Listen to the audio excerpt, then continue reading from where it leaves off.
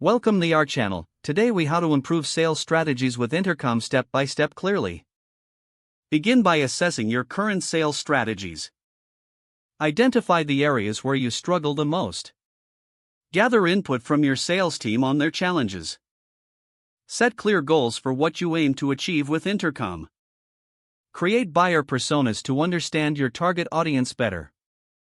Choose the Intercom plan that best suits your business needs. Integrate Intercom with your existing CRM and other tools. Set up automated messaging to engage customers at critical touchpoints. Craft personalized messages based on user behavior and preferences. Utilize chatbots to handle common inquiries and free up your team. Train your sales team on how to use Intercom effectively. Monitor customer interactions to identify trends and insights. Analyze customer feedback collected through Intercom. Use data analytics to refine your sales strategies continuously. A/B test different messaging approaches to see what resonates best.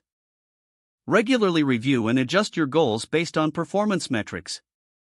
Foster a culture of collaboration between sales and customer support teams. Stay updated on Intercom's new features and best practices. Leverage integrations with marketing tools to create a seamless experience. Assist your team in documenting successful strategies for future reference.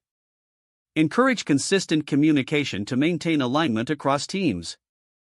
Remember that improving sales strategies is an ongoing process. If the page does not load, refresh the browser or try again in a private or incognito window. Make sure you are using the correct email address, then retype it carefully to avoid small typos. If your password is not accepted, use the reset option and create a new strong password you can remember.